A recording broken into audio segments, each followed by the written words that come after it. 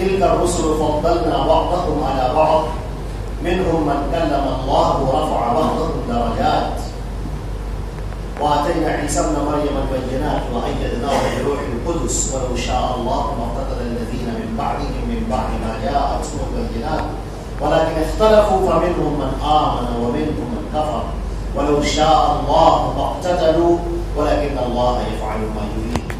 تیسرا پارہ جو سورۃ البقرہ اس تیسرے پارے میں آ کر ختم ہوتی ہے اور تقریباً 2.5 پارے پر مشتمل یہ سورہ ہے، اور سورۃ البقرہ جس کی بڑی فضیلت بیان کی گئی ہے، جس کے پڑھنے سے شیاطین بھاگ جاتے ہیں، اور شیاطین جو دلوں کے اندر بیٹھے ہوتے ہیں، جو خناس ڈالتے ہیں، وسواس ڈالتے ہیں، اس سورہ کے پڑھنے سے وہ بھی بھاگ جاتے ہیں، اور جو گھروں کے اندر قیام کر کے پریشان کرتے ہیں وہ بھی بھاگ جاتے ہیں۔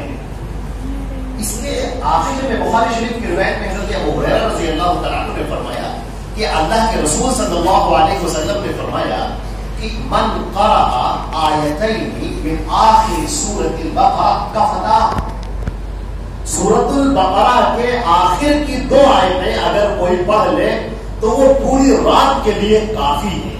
کافی ہونے کا مطلب اتنا اجر و ثواب ہے ان 2 آیتوں کا، اس قدر ثواب ہے کہ گویا کہ اس نے پوری رات قیام کیا، ذکر کی، تلاوت کی اور اللہ کا ذکر کیا، اور جو ثواب اسے ملا ان 2 آیتوں کے اندر وہ ثواب ہے۔ میں سب سے گزارش کرتا ہوں کہ سب لوگ اس کو اپنا معمول بنائیں کہ اس کے پڑھے بغیر سنیں۔ اب اس کے بعد ہم یہ دیکھتے ہیں کہ یہاں سے اللہ رب العزت نے جو تیسرا پارہ ہے تلک الرسل، یہ جو رسول ہے جن کا ذکر قرآن پاک میں فرمایا گیا، اللہ نے بعض کو بعض پر فوقیت بخشی ہے۔ ہمارے پیارے رسول حضرت محمد مصطفیٰ صلی اللہ علیہ وسلم نے فرمایا کہ 5 رسول وہ ہیں جو اولو العزم من الرسل ہیں، جن میں حضرت نوح علیہ السلام، سیدنا ابراہیم علیہ السلام، حضرت موسیٰ علیہ السلام، حضرت عیسیٰ علیہ السلام، اور ہمارے آخری پیغمبر حضرت محمد مصطفیٰ صلی اللہ علیہ وسلم۔ تو انبیاء کرام کے درجات یقیناً ایک بڑھے ہوئے ہیں، اور اللہ کے نبی صلی اللہ علیہ وسلم کے بارے میں آپ نے خود فرمایا انا سید ولد آدم یوم القیامۃ ولا فخر، میں پوری اولاد آدم کا سردار ہوں مگر مجھے کوئی فخر نہیں ہے اس بات پر۔ ایک نقطہ جو میں بیان کرنا چاہتا ہوں جس کو قرآن پاک نے بیان کیا ہے، بڑے اشارے میں بیان کیا ہے، بڑی وضاحت کے ساتھ میں، وَلَوْ شَاءَ اللَّهُ مَا اقْتَتَلَ الَّذِينَ مِن بَعْدِهِم مِّن بَعْدِ مَا جَاءَتْهُمُ الْبَيِّنَاتُ وَلَٰكِنِ اخْتَلَفُوا۔ یہاں پر ایک اصول یہ بیان کیا ہے کہ جو لوگ گمراہیوں میں پڑے بنی اسرائیل میں سے، وہ گمراہیوں میں اس طور پر پڑے کہ ان کے سامنے بینات موجود تھیں، ان کے سامنے حق بیان کرنے والے لوگ موجود تھے، ان کے سامنے روشن نشانیاں موجود تھیں، لیکن اس کے باوجود انہوں نے اپنے دل کی خواہشات پر عمل کیا اور وہ گمراہ ہوئے۔ ہم نے دیکھا ہے کہ شیطان مردود انسان کے ذہن کے اندر اس قدر وسوسے ڈالتا ہے کہ سادگی اسے اچھی نہیں لگتی، عبادت بھی اسے پرتکلف چاہیے، تھوڑا تماشا ہو، تھوڑا کھیل ہو، تھوڑا مزہ ہو، تھوڑا انجوائمنٹ ہو، جب تک ہولڈنگ نہ ہو، جب تک ایک شور شرابہ نہ ہو، تب تک عبادتوں میں بھی مزہ نہیں آتا۔ لہذا شیطان مردود نے اس طرح سے گمراہ کیا۔ قرآن پاک نے کہا وَمَا كَانَ صَلَاتُهُمْ عِندَ الْبَيْتِ إِلَّا بُكَاءً وَتَصْدِيَةً، یہ لوگ خانہ کعبہ کے پاس جو نمازیں پڑھتے ہیں، نمازیں پڑھنے میں بھی تالیاں پیٹتے ہیں، شور مچاتے ہیں، یہ کون سی عبادتیں ہیں؟ عبادت تو سادگی کا پیکر ہے۔ تو شیطان مردود اس طرح سے بھی گمراہی انسان کے ذہن میں ڈالتا ہے کہ وہ سیدھے سادے اسلام کو پرتکلف اسلام بنا دیتے ہیں اور ہولڈن والا کھیل کود اور تماشے والی چیزیں اس کے اندر داخل کر دیتے ہیں۔ اس کے بعد اس کے اندر ایک آیت الکرسی ہے۔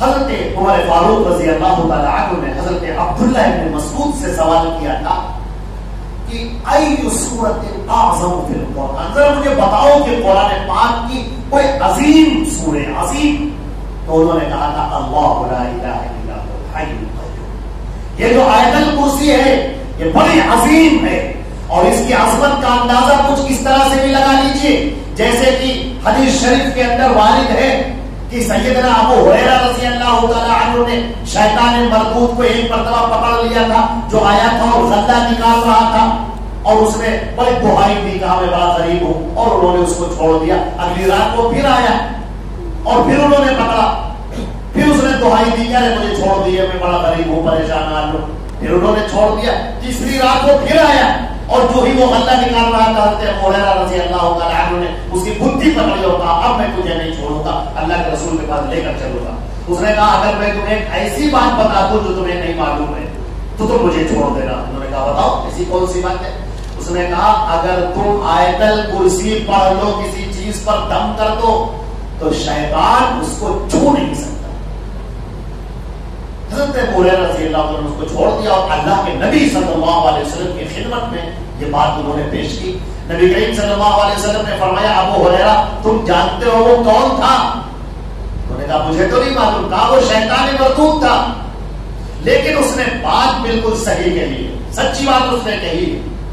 اس سے ہمیں یہ بات معلوم ہوئی کہ شیطان مردود انسانوں کو تکلیف دینے کے لیے ان کے سامان کی چوریاں بھی کرتا ہے اور انسان کو تکلیفوں میں مبتلا کرنا اس کو پسند ہے۔ لہذا آیت الکرسی اگر آپ دم کریں اور فرض نماز کے بعد کے جو اذکار یہاں پر لگے ہوئے آپ اس میں دیکھیں گے کہ نبی کریم صلی اللہ علیہ وسلم نے فرمایا کہ جو آیت الکرسی پڑھتا ہے تو جنت میں جانے سے اور اس کے درمیان صرف موت کا فاصلہ ہے۔ موت آئی اور وہ اگر وہ ایمان پر ہے وہ جنت میں داخل ہوگا۔ تو ہمیں چاہیے کہ اس کا ہم خاص طور سے اس کا اہتمام کریں۔ اللہ رب العزت نے اور بھی ذکر فرمایا، یہاں پر حضرت عزیر علیہ السلام نے قصہ بیان فرمایا ہے او کالذی مر علی قریۃ وہی خاویۃ علی عروشها قال انا یحیی هذه الله بعد موتها فاماته الله 100 عام ثم بعثه۔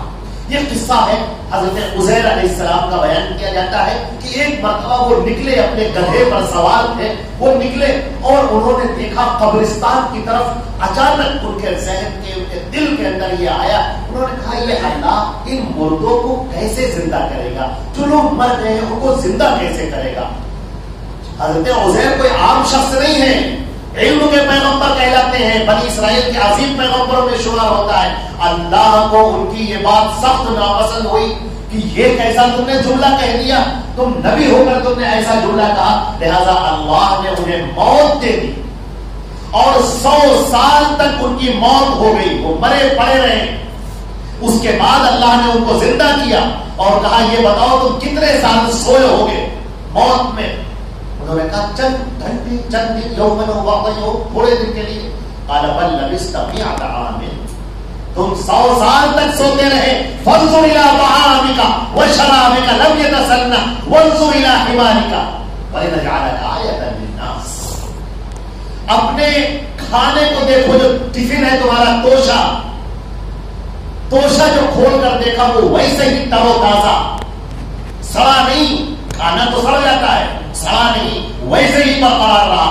اللہ نے کہا اپنے گدھے کو دیکھو، جو گدھے کی طرف نگاہ اٹھائی تو کیا دیکھتے ہو؟ تو سڑ گیا، خاک ہو گیا۔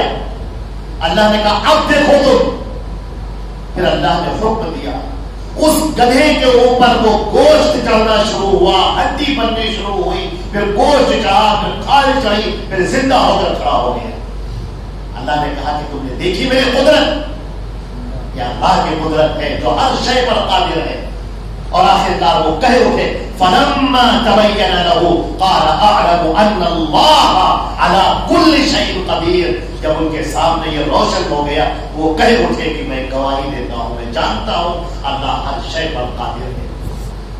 اللہ کے بارے میں شکوک اور شبہات ایک مومن کی شان نہیں ہے۔ ایک مومن کو اللہ پر ڈر، اللہ کے اوپر شک ہونے لگے، اس کی قدرت پر، اس کی طاقت پر، اس کی ربوبیت پر اسے شک ہونے لگے۔ یاد رکھو اللہ نے فرمایا اللہ ولی الذین آمنوا یخرجهم من الظلمات الی النور۔ اللہ مومنین کا ولی ہے۔ تمہارے اوپر اگر حالات آئے ہیں، تم پریشان ہو، مسائل میں گرفتار ہو، مصیبتوں میں گرفتار ہو، تو یاد رکھنا اللہ نے تم کو چھوڑا نہیں ہے۔ اللہ کی ہر آن تم پر نگاہ ہے، تمہارے ایک ایک عمل پر، تمہارے کردار پر، تمہارے بول پر، تمہارے انداز پر، تمہاری باتوں پر، تمہارے گفتگو پر، ہر ایک پر اللہ کی نگاہ ہے۔ اللہ تمہیں دیکھنا چاہتا ہے کہ تم کس قدر اللہ سے قریب ہو۔ اللہ نے کبھی تم کو چھوڑا نہیں ہے، اللہ تعالیٰ تم کو خود دیکھ رہا ہے۔ اس کے بعد قرآن پاک کی بہت ساری آیات اور بھی ہیں جو اس بات پر دلالت کرتی ہیں کہ انسان کو اللہ کی راہ میں بہت زیادہ ہی خرچہ کرنا چاہیے، اور اللہ نے ایک مثال دی، اللہ کی راہ میں خرچ کرنے کو کمتر مت سمجھو، ما نقصت صدقۃ من مال، حدیث شریف کے اندر آتا ہے صدقہ دینے کے بعد کسی کا مال کبھی کم نہیں ہوتا، اس کے اندر اور اضافہ ہوتا ہے۔ اللہ نے اس کے قرآن پاک میں مثال دی، مثل الذين ينفقون اموالهم في سبيل الله كمثل حبة انبتت 7 سنابل في كل سنبلة 100 حبة والله يضاعف لمن يشاء والله واسع عليم۔ وہ لوگ جو اللہ کی راہ میں خرچ کرتے ہیں اپنے مال کو، اس کی مثال اس طرح سے ہے جیسے زمین میں کسی نے ایک دانہ زمین میں بویا، پھر اس میں سے پودا نکلا، اس میں سے بالیاں نکلی، ایک ایک بالی میں 100 دانے۔ تم غور کر کے دیکھو تو اللہ تمہاری نیکیوں کو اسی طرح پروان چڑھاتا ہے۔ تم نے اللہ کی راہ میں تھوڑا خرچہ کیا ہے، اور کل جب اللہ بدلہ دے گا تو تم دہشت میں رہ جاؤ گے، حیرت میں رہ جاؤ گے، اتنا بدلہ، اتنا زیادہ بدلہ۔ اللہ تعالیٰ دینے والا ہے اور اس کے ہاں کوئی کمی نہیں ہے۔ تم نے جتنا کیا نہیں ہوتا ہے اس سے زیادہ وہ دیتا ہے، وہ تمہارے دل کے بخل کو دور کرنا چاہتا ہے۔ یہاں پر اذکار میں دعا بھی سکھائی گئی، اللہم انی اعوذ بک، یہ والی دعا ہے، اللہم انی اعوذ بک من الجبن واعوذ بک من البخل۔ اے اللہ میں تیری پناہ چاہتا ہوں کہ میں کنجوس نہ بنوں۔ ایک مومن کبھی کنجوس نہیں ہوتا۔ اللہ کی راہ میں خرچ کرو، اور خرچ کرنے میں سوچو مت، اللہ کی راہ میں 1 روپیہ خرچہ کرنا اللہ کے نزدیک بہت بڑا ہے۔ صدقہ اللہ کے فضل کو ٹھنڈا کرتا ہے، صدقہ عمر میں اضافہ کرتا ہے، صدقہ نیکیوں کو بڑھا دیتا ہے۔ اور صدقے کے بارے میں فرمایا گیا کہ یہ جو صدقہ انسان دیتا ہے، وما تنفقوا من خیر، تم جو بھی خرچہ کرو گے وہ اللہ کے ہاں اس کو پاؤ گے۔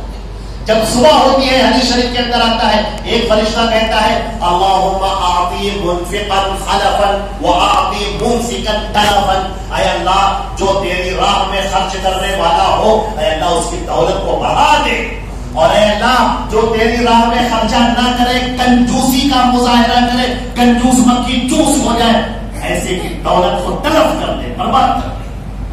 عزیزان محترم، بس ایک اور بات کہہ کر ہم اپنی بات کو ختم کریں گے، کیونکہ بڑا اہم مسئلہ ہے وہ، اور وہ مسئلہ یہ ہے سود کا مسئلہ، ربا کا مسئلہ۔ اللہ نے فرمایا الذین یأکلون الربا لا یقومون الا کما یقوم الذی یتخبطہ الشیطان من المس۔ جو لوگ ربا کھاتے، سود کھاتے ہیں، اللہ نے سود کو حرام قرار دیا ہے، اور یہ وہ ایسا گناہ ہے جس کے بارے میں اللہ نے فرمایا ہے فَإِن لَمْ تَفْعَلُوا فَاحْذَرُوا بِحَرْبٍ مِّنَ اللَّهِ وَرَسُولِهِ۔ اگر تم سود کھانے سے باز نہیں آتے ہو تو اللہ کی اور اس کے رسول کی تم سے اعلان جنگ ہے۔ کوئی ایسا گناہ نہیں اللہ نے بیان فرمایا جس کے لیے یہ کہا ہو کہ تم سے اللہ اور اس کے رسول کا اعلان جنگ ہے۔ اور اس کے بعد فرمایا اس لیے اوپر کی جو آیات ہیں، جو لوگ سود کے کھانے والے ہیں وہ ایسے ہیں گویا کہ شیطان مردود نے ان کو چھو دیا ہو، اور وہ دیوانہ پھر رہے ہو، پاگل ہو گئے ہو، باوڑے کتے کی طریقے سے بھاگ رہے ہیں۔ اللہ کی قسم، جو لوگ سود کھانے والے ہیں ان کے چہرے کا نور ختم ہو جاتا ہے، چہرے کی چمک ختم ہو جاتی ہے، آب ختم ہو جاتا ہے، روبوٹک انسان معلوم دیتے ہیں، ان کا دل اور ان کا ذہن سب کے سب ایک مجنونانہ اور ایک پاگل پن کی حیثیت کرنے والا ہوتا ہے۔ یہی وہ لوگ ہوتے ہیں جو اپنی عورتوں کو زندہ جلا دیتے ہیں، یہی وہ لوگ ہوتے ہیں جو اپنے آپ کو مار لیتے ہیں، خودکشی کر لیتے ہیں، ہزاروں دولت ہونے کے باوجود، انتہائی عشرت میں جینے کے باوجود ان کی زندگی میں ان کو اپنے ذہن پر قابو نہیں رہتا اور اپنے آپ کو مار لیتے ہیں۔ ایسی حرکتیں کرتے ہیں جو پاگلوں والی ہو، نہ اولاد کے ساتھ ان کا سلوک اچھا ہوتا ہے، نہ دوستوں کے ساتھ ان کا سلوک اچھا ہوتا ہے، ان کے چہرے کی بناوٹ مسکراہٹ بھی بناوٹی ہوتی ہے اور تسنع والی ہوتی ہے۔ لہذا اس سود سے ہر مسلمان کو بچنا چاہیے، جتنا زیادہ بچ سکے بچے۔ اور آپ کو اس سود سے بچنے کی توفیق عطا فرما، اور اے اللہ اپنے فضل و کرم سے اس قرآن پاک سے جڑنے کی اور اس کو سمجھنے کی توفیق عطا فرما۔ الحمد للہ رب العالمین، السلام علیکم ورحمۃ اللہ وبرکاتہ۔